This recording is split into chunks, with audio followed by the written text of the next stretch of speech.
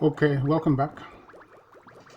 What I want to do is to continue with AC motors, various types and utilities and applications. Okay, that's what we want to continue with, and this is going to be session 2. So you will have noticed that you carried on from session 1 and session 2, and I'm going to try and put them into their own playlist so you can look at it completely. Okay.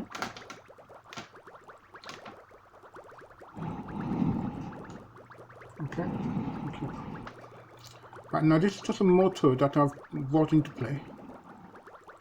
Okay, and this is one of your commercial motors that you'll find in any industrial area. Okay, and it's just 0.0 kilowatts to 11 kilowatts.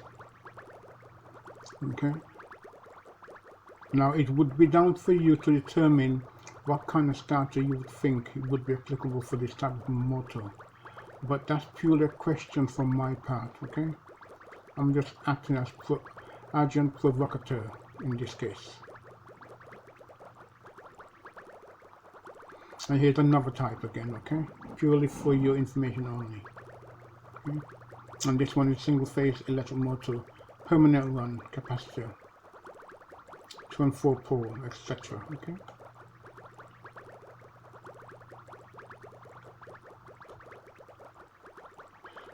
Now you'll find something about capacitor motors in one of the electrical principles lessons that I've done as well on video. Okay, so it'll be your relevance and intuition that will encourage you to go and look at that again. Okay. Anyway, AC motors, AC linear electric motors. The first linear electric motor was conceived by Wheatstone more than 100 years ago, but large air gaps and low efficiencies prevented linear electric motors from being widely used. Okay.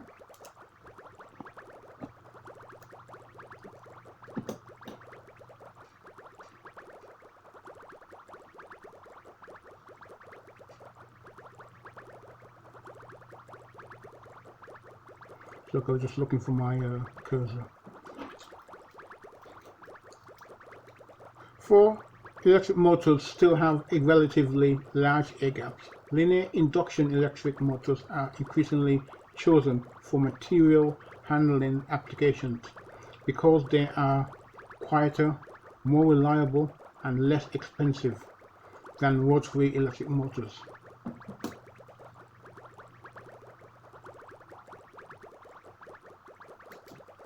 And because linear electric motors do not drive gearboxes or rotary to linear conversion devices, they can be more efficient.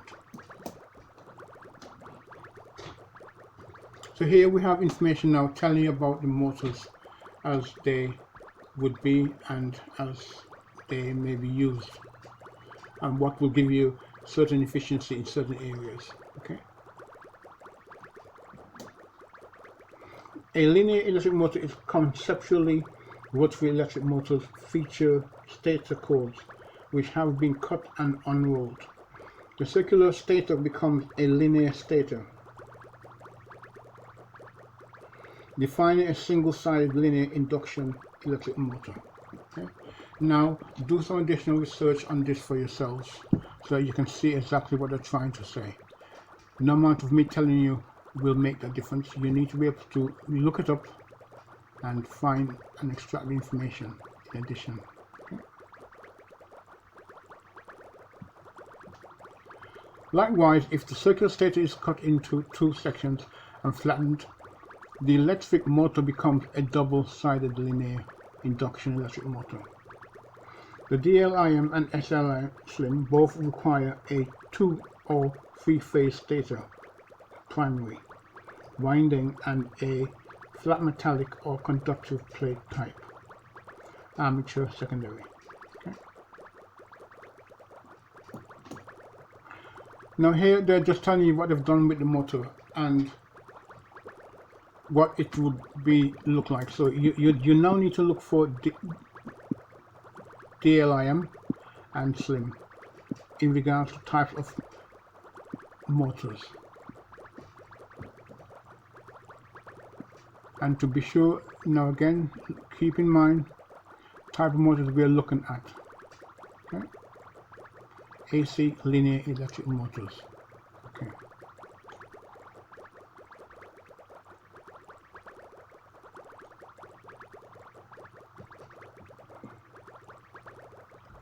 Now, cutting and unrolling the stator leads to many other possible linear electric motor configurations. For example, tubular electric motors can be conceptually made from slim by re-rolling it in the direction of motion. Okay.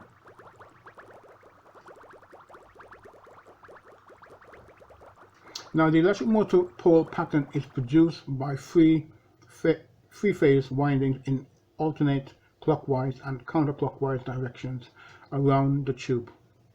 The other electric motors feature designs which are also possible, but few of them are used.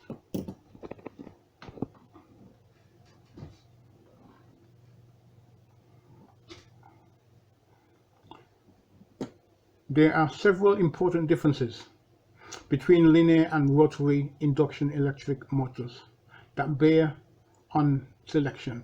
Unlike rotary electric motors, the linear motor has a beginning and an end to its travel.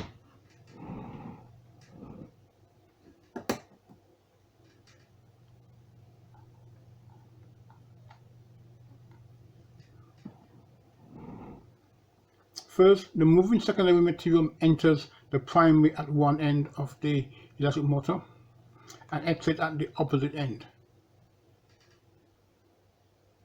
Induced currents in the secondary materials at the entry edge resist air gap flux buildup, and at the exit edge, the material retards the air gap flux decay. This results in an uneven air gap flux distribution. Such flux distribution causes little or no thrust under the first few electric motor poles at entry and a braking thrust at exit.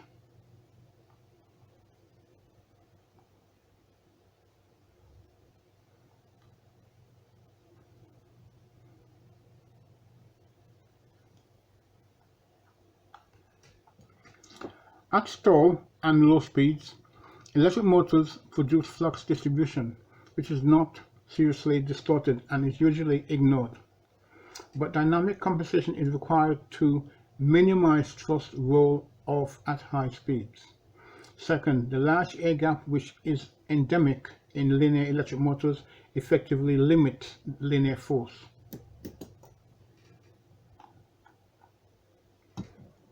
Fortunately, new pole piece electric motor designs offset the adverse air gap effect. The moving member in a linear electric motor is typically a solid conducting plate or sheet.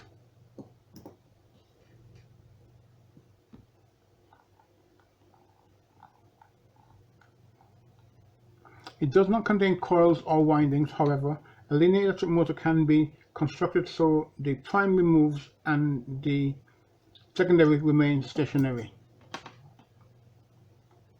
And this is just what they're trying to look at. This shows how the coils are wound, okay? And that's all I'm showing you here. It's going to how the coils are wound.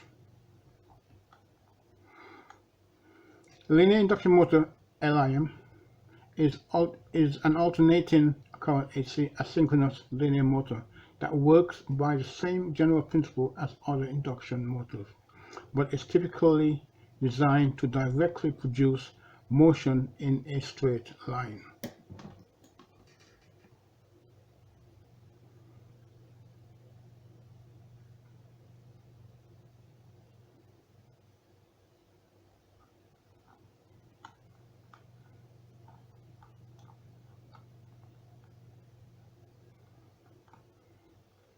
Here we are. AC electric motors continue. AC linear electric motors continues, okay? Now, linear electric motors also need the secondary to be wider than the primary. The secondary should be wide enough to handle induced current with little resistive losses along the transverse edge. Such losses are known as transverse edge effects, which can reduce the electric motor's useful thrust or force.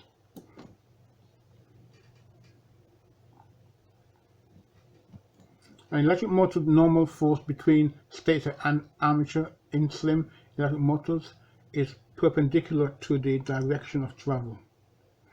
The electric motor's stator and armature are either attracted or repelled by this force. Factors that determine the electric motor's force direction include armature material, composition and thickness, stator frequency, air gap, and pole pitch.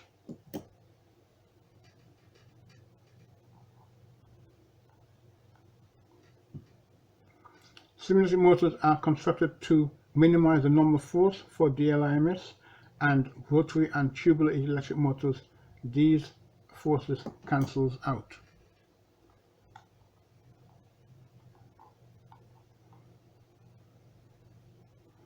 So linear induction motors produce up to several thousand pounds of thrust. These electric motors also feature positional accuracies of 1 microinch and velocities of 100 inch per second are possible. Feedback is usually from a linear encoder, able to provide high resolution and accuracy. Among the encoder technologies used are optical, magnetorestrictive, magnetic, and inductive.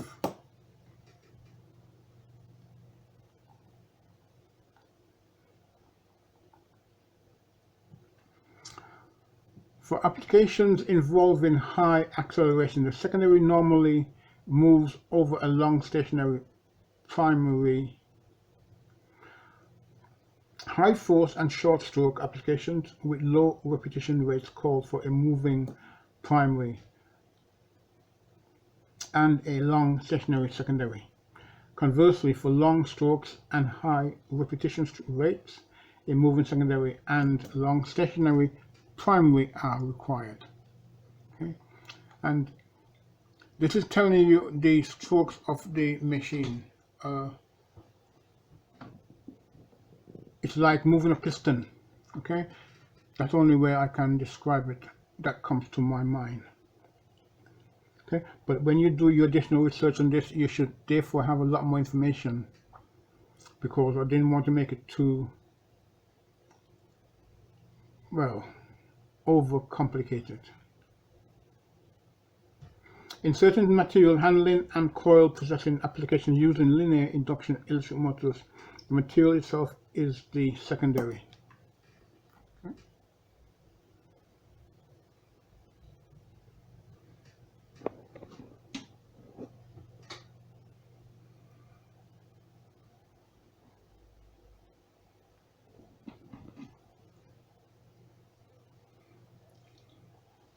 And I think we are going to stop here. 1 second, let me just make sure that let me see if I can finish this off directly. 1 second.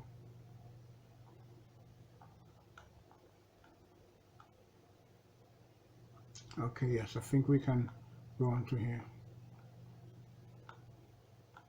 Yeah, we'll.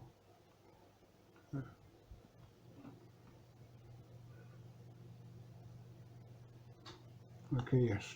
We'll carry on a bit further, I think, okay?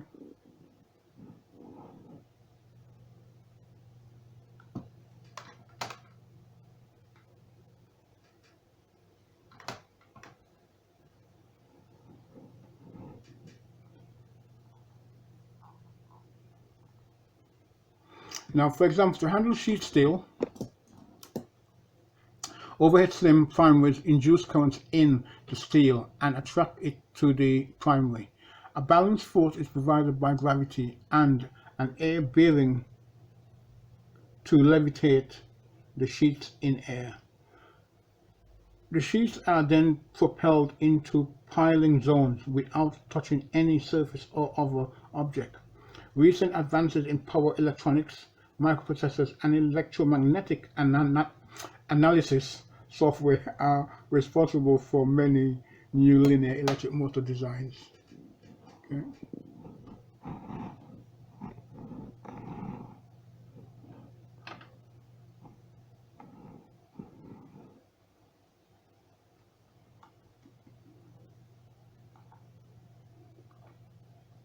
Power electronics, okay, provide inexpensive pulse width modulation, etc.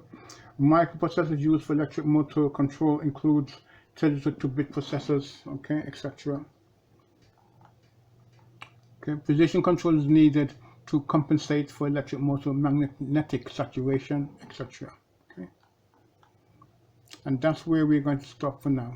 Okay, so let me just go back up, make sure that we got everything on in frame. Okay.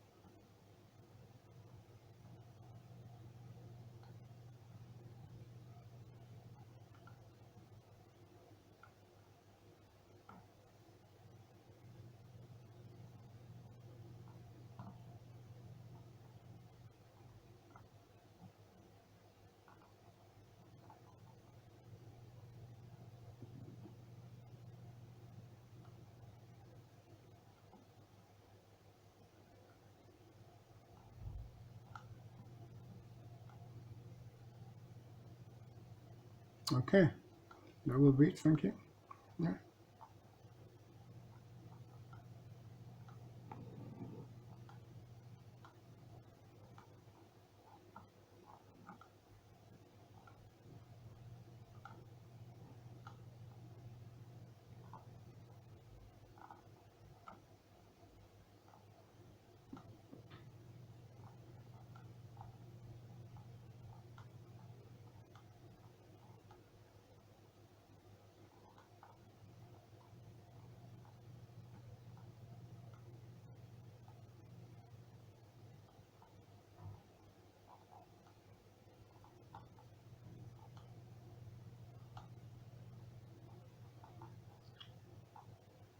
Okay, and that's where we'll stop for now. Okay, that's the end of session 2. Okay, thank you.